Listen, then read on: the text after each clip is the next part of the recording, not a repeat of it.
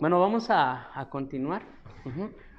Vamos a cerrar hoy este ciclo, bueno, este tercer ciclo de seminarios de las asignaturas de química y fisicoquímica.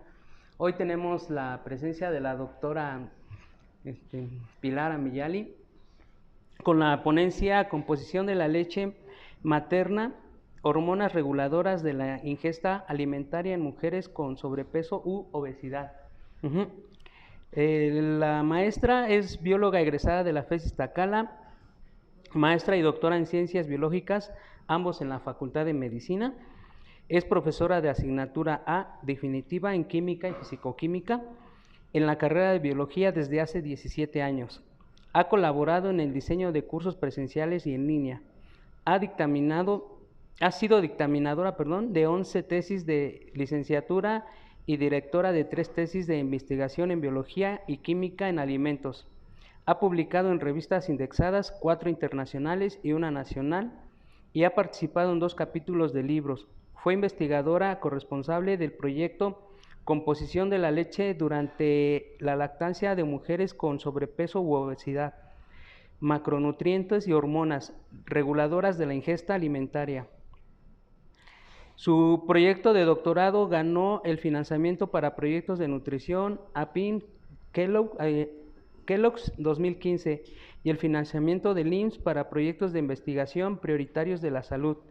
En el 2018, la International Society for Research in Human Milk and Lactation le otorgó el Travel Award and el Poster of Distinction en Kanagawa, Japón. Entonces vamos a escucharla, por favor. Hola, buenas tardes. Pues vamos a comenzar, trataré de ser breve. Comprendo que como que sale de pronto un poco de lo que habíamos estado revisando en este ciclo de seminarios. Entonces, voy a presentar parte de los resultados que obtuve en el proyecto que anteriormente mencionó el doctor Luis, que fue con el que realicé mis estudios de doctorado. Solo es una parte de los resultados porque fue un proyecto bastante amplio que dio para varias tesis de maestría, licenciatura, servicios sociales, y traté de darle un enfoque de químicamente o qué les podría servir a los alumnos, ¿no? En la parte de las técnicas, qué aplicaciones de los conceptos teóricos que vemos nosotros en química posteriormente se utilizan para realizar este tipo de proyectos. Entonces, como ya mencionó el profesor Luis, pues el título es Composición de la leche materna, tanto a nivel de macronutrientes como hormonas reguladoras de la ingesta alimentaria. Nos basamos principalmente en leche secretada por mujeres con sobrepeso u obesidad, que es un estado nutricio alterado, pero también hicimos comparación con mujeres sanas o saludables con tejido adiposo sano. Este proyecto salió con la preocupación de que a nivel mundial ha incrementado la prevalencia de sobrepeso y obesidad y lamentablemente México es uno de los países que presenta un mayor índice de sobrepeso u obesidad y el género femenino es el más afectado. Ya tiene más de 2 décadas en que la prevalencia ha incrementado constantemente. Tenemos lo que es sobrepeso u obesidad en mujeres mayores de 20 años y pues si nos damos cuenta, en mujeres mayores de 20 años, el 76.8% presentan alguna de estas alteraciones nutricias. Y el problema no nada más es tener sobrepeso u obesidad, sino las comorbilidades asociadas, porque estas personas generalmente pueden presentar hipertensión, diabetes mellitus o ser más propensas a tener accidentes, bueno, más que accidentes, algunas alteraciones cardiovasculares. Ahora, es importante considerar algunos otros datos como los del INEGI. Bueno, ahorita ya tenemos datos más recientes, pero se ha estimado que a pesar de que hay embarazos a muy corta edad, ya se estila más tener hijos más grandes. Entonces, ha cambiado la prevalencia también o el número de embarazos que se ve. Por ejemplo, mujeres mayores de entre 20 y 29 años, el 51.39% son mujeres gestantes y de 30 a 39 el 26.26%. Entonces, Es importante considerar estas edades porque es justo a donde hay mayor prevalencia de sobrepeso y obesidad. Ahora bien, durante la gestación hay modificaciones biológicas con la finalidad de darle lo que necesita el producto, ¿no? Entonces hay alteraciones como es la hemodilución, incremento del volumen de la sangre, que incremente la glucosa en la sangre y todos los nutrimentos que van a pasar a través de torrente sanguíneo al producto. Entonces, si el estado nutricio está alterado, pues desde ahí puede haber programación nutricia o se puede alterar el metabolismo posteriormente del infante. ¿Por qué? Porque se ha visto que la programación nutricia empieza desde la vida intrauterina, ¿no? Entonces, es importante considerar que las personas que están presentando gestación pueden llegar a estar agrupadas en alguno de estos grupos que tengo mencionado. Ahora bien, es muy normal que una mujer que cursa gestación con sobrepeso u obesidad, pues permanece así durante la lactancia.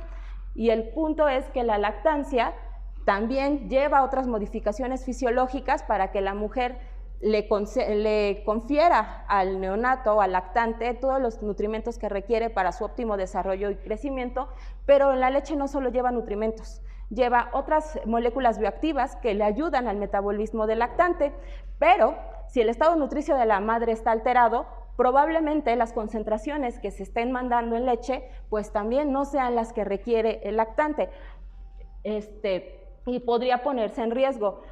Hace rato comentaba el doctor que recibimos bastante apoyo en este proyecto. ¿Por qué? Porque lamentablemente también en la infancia temprana ya están presentando sobrepeso u obesidad. Entonces, esto ocasiona un gran gasto para lo que es Secretaría de Salud, para el IMSS, para el ISSSTE, porque a muy corta edad desarrollan alguna alteración asociada al estado nutricio. Entonces, pues consideramos que el apoyo que nos brindaron de pronto o volcaron a ver este proyecto fue porque hay que prever y mejorar antes de que ya se estén establecidos algunas condiciones que le van a hacer al lactante acostumbrarse a consumir muchos carbohidratos, por ejemplo, ¿no? Entonces, como les comentaba, lo más importante aquí es centrarnos en la lactancia materna. Creo que todos hemos escuchado que no hay mejor alimento para un recién nacido que la leche materna, porque la leche producida por la glándula mamaria no solo va a cubrir los requerimientos nutricios y metabólicos, sino que se va a ir modificando dependiendo de los requerimientos de ese lactante. No es la misma leche que produce todas las mamás. Hay diferentes tipos de leche, pero van a seguir señales hasta de las semanas que tuvo de gestación. Y además hay diferentes tipos de leche que se producen durante el día. Tenemos unas leches, cuando empieza a amamantar al lactante, la primera leche que sale es más ligera, como si a veces dicen las abuelitas leche aguada, esa es la leche frontal, a donde viene la mayor carga de carbohidratos y lípidos, es en la leche escondida, así se le llama coloquialmente. Entonces es necesario que el lactante termine de comer, ¿no? Porque si no, se despiertan constantemente porque no han ingerido la cantidad de nutrimentos que él requiere. Ahora, entonces, los nutrimentos, pues es lo primero que debe de obtener el lactante de esta leche materna, pero dentro de las biomoléculas activas que están pasando a través de la leche materna encontramos los factores de crecimiento. Y sabemos que esos son sumamente importantes para favorecer el crecimiento óptimo de un lactante. Y esto no lo vamos a encontrar jamás en un sucedáneo lácteo, ¿no? En la leche de fórmula puede que encuentre adaptados y modificadas las concentraciones de macronutrientes según la etapa, pero no de biomoléculas activas. Otra cosa, otra gran porción que pasa en la parte proteica son los anticuerpos. Los anticuerpos le ayudan justamente al lactante a mejorar su respuesta inmune. Como muchos hemos escuchado, tanto los niños, sobre todo los bebés, como los adultos mayores, su sistema inmune pues no cubre todas las necesidades que la de un adulto, ¿no? En comparación de un adulto. Entonces les están dando un aporte de anticuerpos. Y desde hace 20 años pues se comenzó a ver que también se están secretando hormonas a través de la leche. Y pues si se están secretando, pues tiene que haber un motivo, o sea, deben de ser funcionales para el lactante. Y pues como nosotros sabemos, incluso la degradación de los nutrimentos en los lactantes no es la misma que en un niño. Tan es así que los 6 primeros meses de vida solo deben de consumir leche, porque no están preparados, todo lo que es el sistema digestivo no está preparado para degradar o digerir otro tipo de alimentos. Entonces todo esto debe de ser gradual. Entonces también la producción de leche de una mamá, insisto, es dependiendo de las condiciones específicas de su hijo, o sea, está siguiendo estas señales. Ahora, la leche materna se produce en la glándula mamaria. Hay 3 periodos de maduración de la glándula mamaria. Está el periodo mamotrófico, inicia en la gestación, es decir, cuando está desarrollándose la niña en el vientre materno. Pero periodo lactogénico, se reactiva esto en la etapa puberal adulta, y el periodo lactopoyético, que ya es cuando la glándula madura y adquiere su carácter secretor. La glándula mamaria, su morfología consta de 3 tipos de tejido. El tipo tejido adiposo, que bueno, va a ser la grasa, que va a servir de protección, pero también da aporte de lípidos, son todos estos espacios interlobulares. El tejido conjuntivo, que son todos los conductos galactóforos o lactíferos que van a conectar a todos los alvéolos, a los lóbulos, y que van a permitir que se dé la eyección de la leche a través del pezón. Y pues el tejido glandular de tipo túbulo alveolar, que son prácticamente los alvéolos en donde se va a dar la producción de la leche. En el interior de cada uno de los alvéolos vamos a encontrar 2 tipos de células. En verde estamos viendo las células epiteliales o las células secretoras, que por acción de la prolactina, en cuanto se detecta la salida de la placenta, baja el lactógeno placentario, incrementa la producción de prolactina y se da la señal de que ya se necesita secretar leche. Entonces, las células epiteliales empiezan a secretar esta leche, pero es hasta que la oxitocina, que también se produce durante el parto, durante las contracciones para poder expulsar el producto, también se mantiene presente durante toda la lactancia, porque es la oxitocina la que da la señal de contraer, de estar exprimiendo a las células epiteliales y se dé así la eyección láctea, porque no es necesario que el lactante succione, a veces con que llore, comienza a salir la leche. Entonces, todo es un mecanismo neuroendocrino mucho más complejo, pero que nos permite justamente que se produzca esta leche. Les decía que el desarrollo de la glándula mamaria empieza en el etapa embrionario, cuando la niña está en el útero materno, pero después queda en etapa de arresto. No se alcanza a madurar, no alcanzan a madurar todos los organelos, todos son primordios nada más. ¿Por qué? Porque en niñas y niños hay presencia de testosterona. Entonces, la testosterona no permite que se desarrolle la glándula mamaria y que adquiera sus características secretoras. Es hasta la etapa puberal adulta, donde pues, todos lo sabemos, las mujeres somos cíclicas, tenemos fases foliculares, fases luteínicas, y la glándula mamaria va madurando poco a poco hasta que llegue el momento de la gestación y ahora sí se produzca la leche. Obviamente el mecanismo de regulación es muy amplio, sigue la producción de diferentes hormonas, o es lo que va diciendo los cambios que debe ir teniendo la glándula mamaria. Ahora, como les decía, la leche va variando durante el tiempo que permanece la lactancia. De acuerdo a la Organización Mundial de la Salud, describimos 3 tipos de leche. Tenemos calostro, leche de transición y leche madura. Calostro es la primera que se produce desde el nacimiento hasta el día 7, transición del 7 al 15. Aquí hay un incremento del volumen lácteo porque tienen que cubrir el requerimiento del lactante. Al principio come poquito y después tiene mayor requerimiento, incluso los niños se despiertan más a menudo porque no se alcanzan a llenar. Y después, a partir del día 15, aparece la leche madura. Esta tabla, bueno, fue una recopilación de varios datos, pero podemos ver que tenemos lípidos, carbohidratos, proteínas totales, además de micronutrimentos y de algunas de las hormonas que regulan la ingesta alimentaria. Podemos ver que, por ejemplo, los lípidos incrementan en su concentración. En el calostro no hay una alta cantidad de lípidos. Sin embargo, para la leche madura ya tenemos 7 gramos por cada 100 mililitros. ¿Por qué? Porque el niño está creciendo y requiere un mayor aporte energético. En el caso de los hidratos de carbono y proteínas, vamos a ver, los hidratos de carbono tienden a disminuir, ¿sí? Porque en realidad de los lípidos es de donde obtienen mayor energía, pero donde vemos la disminución más evidente es en las proteínas.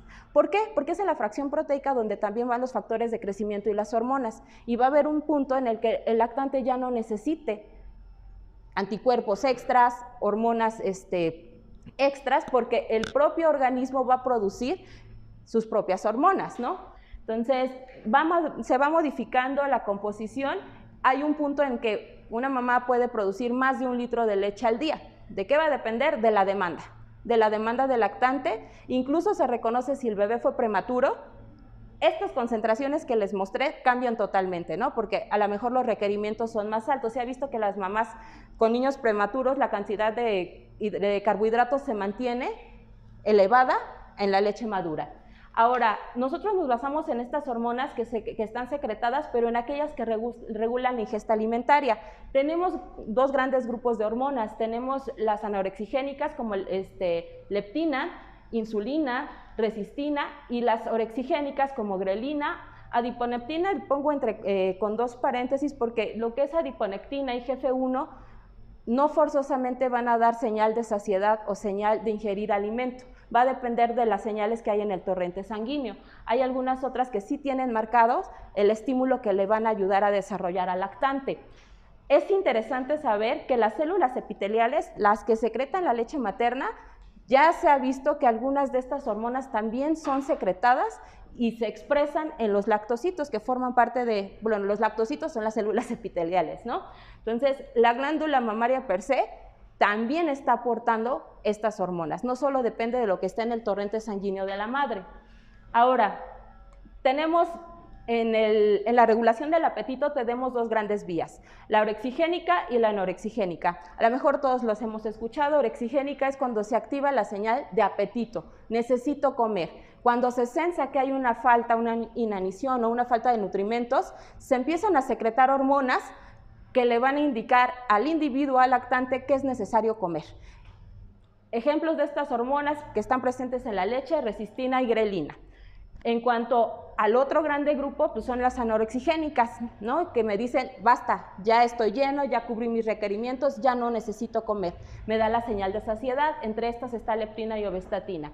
Y en un tercer grupo, adiponectina y GF1 insulina, que son dependientes de lo que está en torrente sanguíneo. De pronto pueden activar la ruta orexigénica o la anorexigénica. Este es el sistema por el cual nosotros vamos regulando nuestra ingesta alimentaria, en la que intervienen, bueno, hay tres protagonistas: el sistema nervioso central, tejido adiposo blanco y el tracto gastrointestinal. La ingesta alimentaria va a estar regulada por diferentes núcleos hipotalámicos, principalmente el núcleo arcuato, que tiene dos tipos neuronales, uno que expresa neuropéptido Y y proteína relacionada con agouti, que es lo que me dice que tengo que comer, me da la señal del estímulo de ingerir alimentos. Esto porque se producen, por ejemplo, grelina o resistina, ya sea en el tejido adiposo blanco o grelina en el estómago.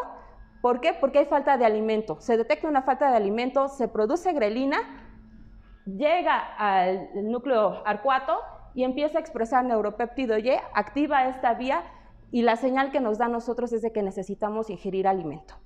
Por otra parte, empiezas a comer y después, al empezar a sensar que la glucosa y que los aminoácidos incrementan en torrente sanguíneo, es necesario que otras hormonas como la obestatina y la leptina, que se secreta en el tejido adiposo blanco, activen el otro tipo neuronal, que va a activar a neuronas que expresan propio melanocorticona y también el transcrito regulado por anfetaminas y cocaína, y me da la señal de saciedad.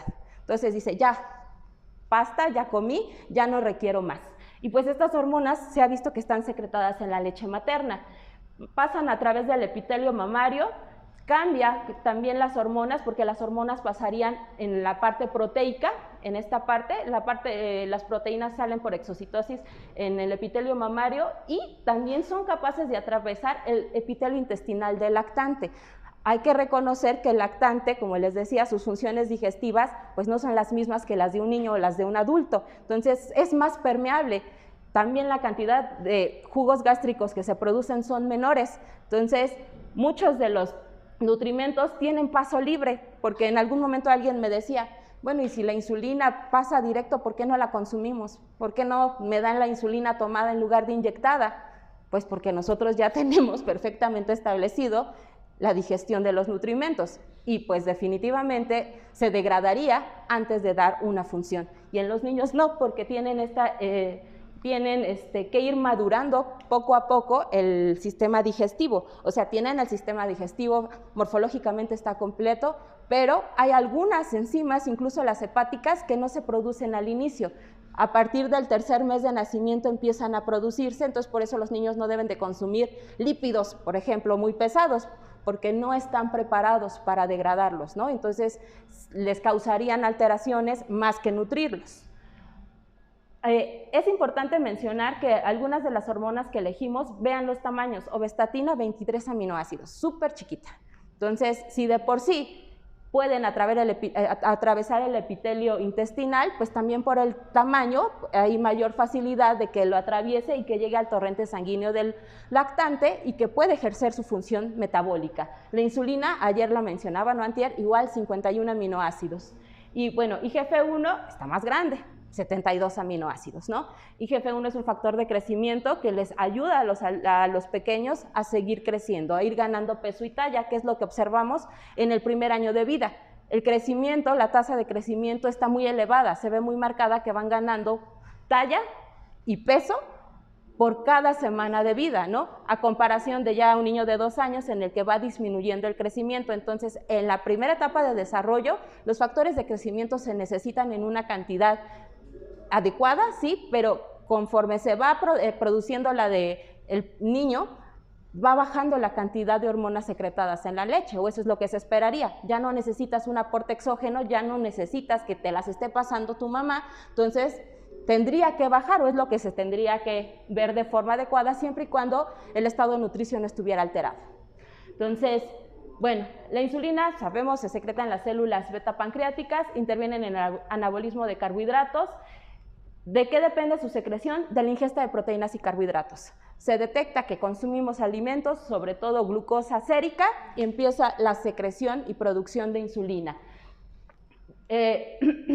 Tenemos receptores en diferentes áreas hipotalámicas, pero algo bien interesante es que sus receptores están en los mismos núcleos que la leptina, ¿sale? Entonces puede llegar a competir incluso con la leptina, y la leptina es la que me da la señal de saciedad. Entonces, si de pronto empiezan a competir, ninguno satura o ninguno da la señal de que pare y pueden seguir comiendo, ¿sale? Ok, hay varios autores que determinaron desde el 1989 la presencia de insulina en la leche materna, nada más que pocos autores la siguieron en los 3 tipos de leche, ni vieron si había algún efecto con los lactantes. IGF-1 se secreta principalmente en el hígado, pero hay otros tejidos que lo secretan, controla el crecimiento infantil. También interviene en la termogénesis adaptativa, que eso es importante porque los lactantes al principio, la mamá les pone hasta 10 kilos de cobijas, ¿no? Porque no es que va a tener frío, ¿no? Porque no sabemos si ya se puede regular, pero perfectamente se pueden regular, hasta están más calientitos incluso que un adulto. Es un potente mitógeno, ayuda a la proliferación celular y por ende está involucrado en el crecimiento. Y estimula el transporte de aminoácidos y síntesis de proteínas. Entonces, le ayudaría también en el metabolismo al lactante. Presencia de IGF-1 en la leche, pues desde el 2008. Y pues la ovestatina, que me daría una señal de disminución de la ingesta, es una hormona antagónica a la grelina. De hecho, es el mismo RNA mensajero que sintetiza grelina y ovestatina, y ambas se expresan en el estómago. Lo que difiere son las modificaciones post-traduccionales en las que dice o te vas para grelina y das el efecto oroxigénico, o ovestatina y das el efecto opuesto o contrario.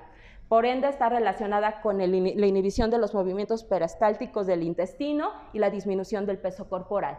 Entonces, se planteó viendo los problemas de obesidad no solo en las madres, sino que ya los niños comenzaban a presentar desde hace años problemas de estado nutricio alterado.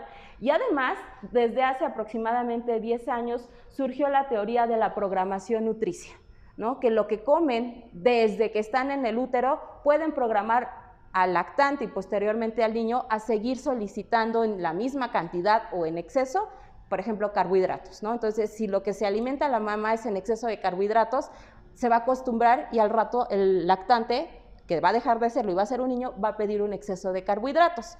Y a la larga eso me va a llevar a que presente un estado nutricio alterado. Entonces, el objetivo general fue medir nutrimentos y hormonas reguladoras. en mujeres con diferente adiposidad. No las manejamos por índice de masa corporal. El estado nutricio generalmente ven que tenemos peso normal, sobrepeso u obesidad, pero pues en una mujer gestante todas ganamos peso, ¿no? Todas ganamos peso por el incremento del volumen de la sangre, porque es necesario empezar a adquirir reservas porque el cuerpo sabe que viene la lactancia, y la lactancia en realidad representa un mayor gasto energético que toda la gestación. Entonces, acumulan y acumulan más peso, y si nosotros utilizáramos el peso como una variable para agrupar, pues podría darnos sesgos, ¿no? Porque en realidad no quiere decir que la persona estaba cursando con un estado nutricio alterado, pero la adiposidad sí. La adiposidad sí hay dos grupos, nos basamos en los criterios propuestos por Lohmann, que me dice que hay mujeres con adiposidad saludable y no saludable. Entonces, bueno, fue un ensayo comparativo, prospectivo y longitudinal.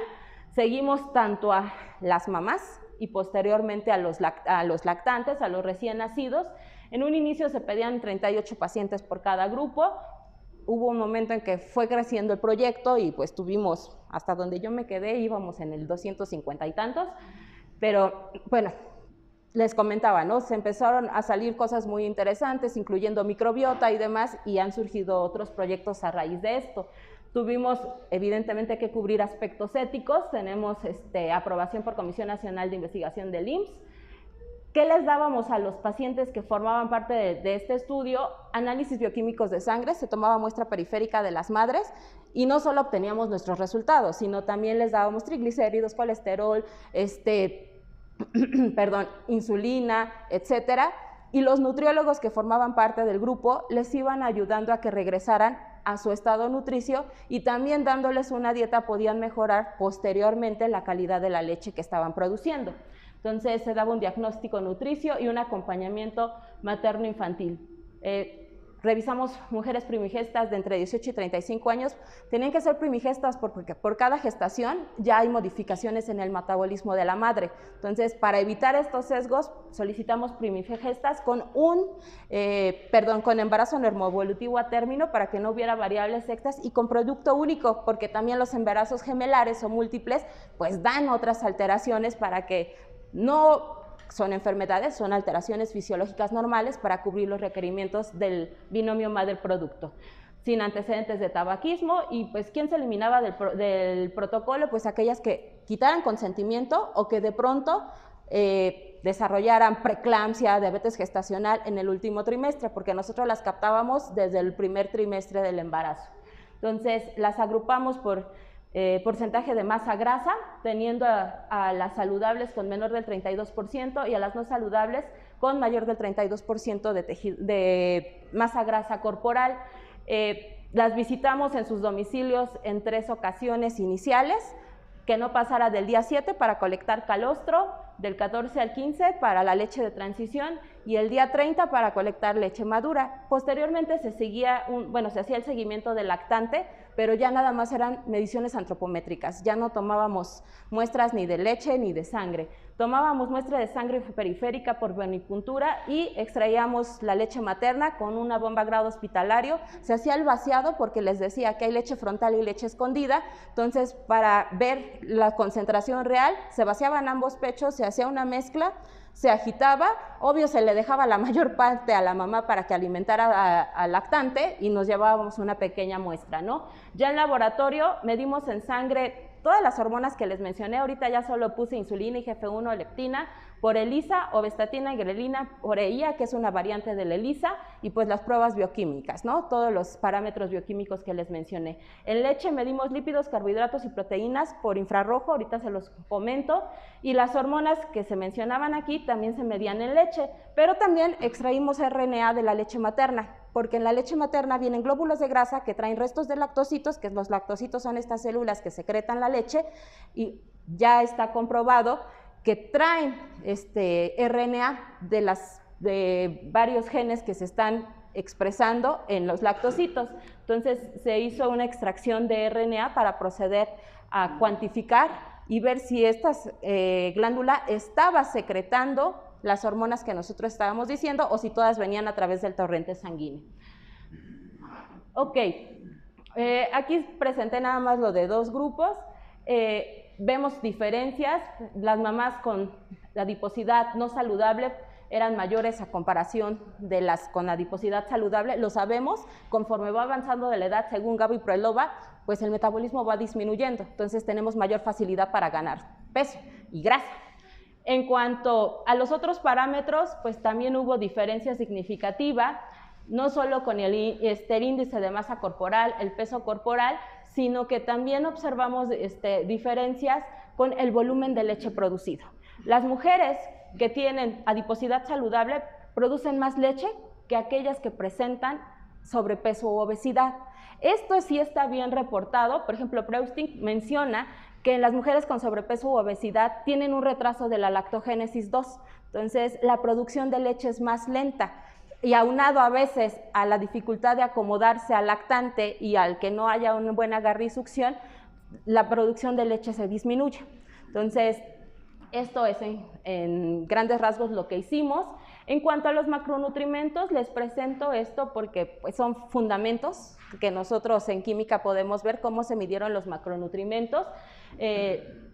Más que todos los carbohidratos se mide lactosa porque es uno de los carbohidratos principales que se presentan en mayor cantidad en la leche materna, lípidos totales y proteínas. ¿Qué es lo que utilizamos? Es un equipo, un detector, es un cuantificador de macronutrientes especial para la leche materna, se llama MIRIS, se basa en radiación infrarroja, se inyecta la muestra en el equipo. Es una cubeta transparente, sale el haz de luz del infrarrojo, atraviesa a la cubeta y el equipo ya está adaptado con 4 filtros que van a detectar el nivel de absorción dependiendo del grupo funcional. Entonces, si son carbohidratos, se detectará aquí, si son proteínas aquí, si son lípidos aquí. Entonces ya está ajustado para detectar los grupos funcionales. Aquí no se alcanza a ver, pero dependiendo del grupo funcional es la cantidad de energía que se absorbe. Entonces es así como después con la ley de Lambert-Beer se puede dar la correlación, dependiendo de la cantidad de energía absorbida, es la concentración de cada uno de los nutrimentos que nosotros medimos. Déjenme ver si se puede poner el video. ¿La qué, Doc? También se mide. Sí, pero vaya, estoy pensando en que es el principal componente, ¿no? Sí, efectivamente, la caseína y la lactoalbúmina son los de los principales componentes, pero no se mide por separado, así como la lactosa. Ay, espérenme.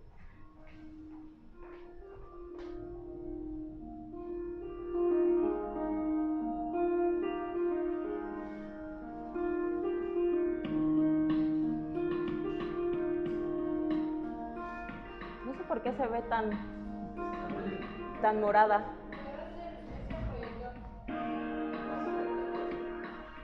Bueno, ahí se está inyectando.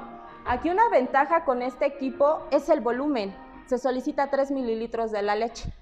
Cualquier otro método para detectar carbohidratos, proteínas, si lo hiciéramos por separado, incluso si hiciéramos un micro Bradford o un micro BCA, lo que sea, pues estaríamos gastando muestra. Y lo que les decía, o sea, nos llevábamos realmente un máximo de 5 mililitros, porque, por ejemplo, el calostro se produce en baja cantidad, entonces no podemos dejar al lactante sin el alimento.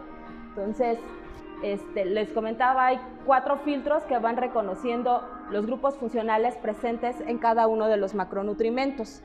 Y es así como al finalizar el software hace la conversión y nos da la cantidad de macronutrimentos presentes en la leche.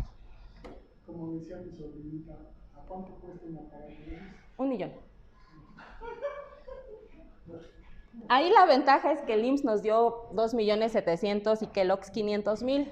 Entonces, y ya se queda ahí en el hospital y pues ya sirve, ya se da este servicio de todas las mujeres. Ahí solo se reciben niños con problemas prematuros y demás. Se les da el servicio de analizar la calidad de la leche y se les hace una dieta. Ya es como un servicio que se quedó como parte del hospital. Bueno, esto se hizo en el Hospital de Pediatría de Centro Médico. Parte de estos datos, no se ve nada, pero se los presento aquí. Aquí tengo lo que son los lípidos, las lactosas, las proteínas y la energía, porque también hace una cuantificación total de la energía producida o que está aportando esta leche.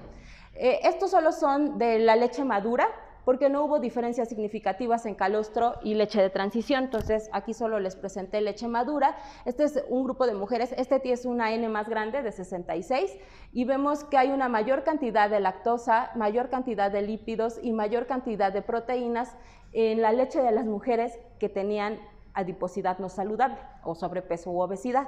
Entonces sí hay una diferencia de consumir la leche de una mujer con una adiposidad saludable a no saludable. Ahora, mándeme. ¿Cómo? Si me comentabas, ¿puedo interrumpir? Sí, adelante. Si decías que es difícil cuantificar la grasa en el proceso de embarazo y de lactancia, me surgió la pregunta, ¿cómo mides? No se los dije, perdónenme. Las mediciones antropométricas se tomaron por bioimpedancia eléctrica. Son equipos en los que se detecta cantidad de agua, cantidad de grasa, o sea, atraviesa la energía a través de todo el cuerpo y se va detectando porcentaje de agua, porcentaje de masa magra o músculo, porcentaje de grasa. Pero se tomaron las mediciones antes, o sea, desde el primer trimestre, luego a finalizar el embarazo y luego primero, segundo y tercer día, pero la agrupación que utilizamos o los valores que utilizamos fueron los del mes. La agrupación la dejamos ya cuando se supone que el metabolismo de la mamá ya está regresando a las condiciones óptimas. Si nosotros tomábamos como porcentaje de adiposidad a la del día 7, pues no es algo real, justo por todo lo que va sucediendo durante la gestación. Entonces se tomó el valor, pero ya del mes, ya que se supone que empieza a todo regresar a una homeostasis, porque incluso las mujeres en gestación presentan una mayor producción de insulina y llegan a mostrar resistencia de insulina en el tercer trimestre y no es alguna condición patológica, o sea, es con el fin de cubrir las necesidades en ese momento del producto. Lo indicado es que después de salir el producto, después del día 7, la insulina vaya regresando a niveles séricos o a niveles normales. Entonces, por eso es que también se les medía a ellas en sangre para ver que justamente fueran disminuyendo y todas las hormonas regresaran a las cantidades que estuvieran dentro de los parámetros normales. Y bueno, las hormonas pues las medimos, aquí solo puse 3 porque es de lo que puse resultados por ELISA o EIA, que pues también a nosotros como químicos, pues para que se pueda dar esta señal, pues hay varias, se rige por atracciones, tanto de puentes de hidrógeno, fuerzas de Van der Waals, interacciones hidrofóbicas. ¿Qué es lo que pasa? Tenemos pozos, tenemos placas con 96 pozos en los que pueden ya estar adicionado un anticuerpo y un antígeno especial, o sea, uno que me detecte insulina, otro ovestatina, otro IGF-1, o sea, todo es por separado, y posteriormente se manda ese anticuerpo que va a detectar, se pega antígeno anticuerpo en un epítope. Tenemos 3 tipos de ELISA, directo, indirecto y el sándwich, porque posteriormente, si es indirecto, se puede mandar un segundo anticuerpo marcado para que me dé una señal. Y en el tipo sándwich se mandan hasta 3 anticuerpos. Tenemos el que detecta a la proteína de interés, posteriormente un anticuerpo biotinilado y finalmente uno en el que está ligado una enzima, la peroxidasa de rábano, que me da un cambio de coloración y es así como podemos ver, es un método colorimétrico prácticamente y dependiendo de la coloración podemos ver la cantidad de insulina, ovestatina o IGF-1. Entonces, pues también nosotros ahí como que damos química, pues en estas interacciones que se van dando en este tipo de técnicas, pues tienen fundamento totalmente químico. Aquí una duda, ¿se utiliza el ponerle la biotina? Me imagino porque fluorece, Florece. ¿no? Pero además está la peroxidasa, o sea, es como una doble detección. Ajá, pero eso solo sería en el tipo sándwich, para ser más preciso. Hay una doble detección. En el indirecto no, nada más como bien dice usted, se manda uno de los anticuerpos biotinilados para que da esa... Bueno, Biotinilado es para que después la beta-adenina está acoplado a la peroxidasa. que me dé una interacción específica. O puedes tener el anticuerpo a la peroxidasa, y ahí ya no sería el sándwich, ahí ya sería el anticuerpo directamente acoplado a la peroxidasa, porque de hecho, pues en eso radican los ELISAs, porque son ensayos de inmunodetección ligados a enzimas. O sea, en realidad lo que tenemos o lo que se requiere, fíjense, en estas ambas partes están las enzimas las que me van a dar justamente ese cambio. Entonces el biotinilado, como bien dice el doctor,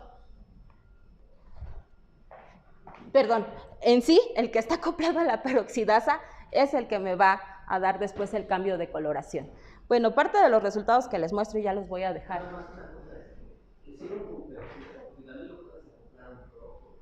No, fue con... no, bueno, estas que mostré fueron con peroxidasa, ¿sale? Tengo otras hormonas que de hecho no utilizamos ELISA para medirlas o para detectarlas. Entonces, ¿de qué dependía? También de lo que había disponible, ¿no? O sea, porque estos son kits de insulina, kits de obestatina, kits de resistina. Entonces, no todas las hormonas encontramos, por ejemplo, kits para medirlas. Ahorita yo presento como las más comunes. Entonces, utilizamos otros métodos para medirlas, que también no nos requirieran un volumen tan alto. ¿Por qué? Porque de la leche lo que hacíamos era centrifugar, sacar el suero y a partir de ahí procesar, ¿no? Y en el caso de la sangre, pues también hacía una centrifugación, tomábamos suero, o en algunas se pedía plasma, o sea, dependiendo de las indicaciones de cada uno de los fabricantes. Entonces, también traía un videito de ahí de las ELISAs, pero para ya no cansarlos y ya irnos más rápido, estos son partes de los resultados. Tenemos aquí, les decía, se mide insulina sérica, pero solo de la madre, y la presenta en los 3 tipos de leche: calostro, IGF-1, obestatina. Vean, aquí la obestatina fue en plasma, fueron en los 3 tipos de leche, porque es en el periodo del calostro, leche de transición y leche madura, y vemos que hay diferencias significativas dependiendo la cantidad de tejido adiposo o el porcentaje de grasa corporal de las madres. Por ejemplo, en el caso de insulina IGF-1, el grupo de mujeres con adiposidad no saludable presentaba una mayor cantidad tanto de insulina e IGF-1. Quiere decir que estaba pasando una mayor cantidad de insulina y del factor de crecimiento a través de la leche, y no forzosamente se veía reflejado en lo que estaba presente en la sangre de las mujeres.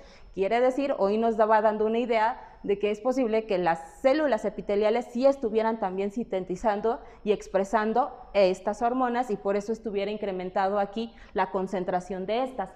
Por su parte, obestatina, todo lo contrario, se encontró una mayor concentración en mujeres con tejido adiposo saludable, y eso es lo que esperábamos. ¿Por qué? Porque la obestatina me da señal de saciedad. Entonces, esperábamos pues que en las mujeres con adiposidad saludable la concentración de obestatina fuera más alta. En cuanto a las mismas hormonas, vemos que se mantiene esta concentración más alta en las mujeres con adiposidad no saludable en los 3 mediciones, en los 3 periodos, y la obestatina se mantiene más alta en los 3 periodos, pero de mujeres con adiposidad saludable. Ahora, también vimos correlaciones para ver si se estaba correlacionando la concentración de insulina con la adiposidad materna, o sea, qué tanto interfería realmente el estado nutricio de la madre en estar encontrando estas concentraciones. Y pues para el caso de la insulina, encontramos que había una correlación positiva entre la adiposidad o el porcentaje de masa grasa corporal y la insulina secretada. Entonces, sí está involucrada la cantidad de tejido adiposo. ¿Por qué?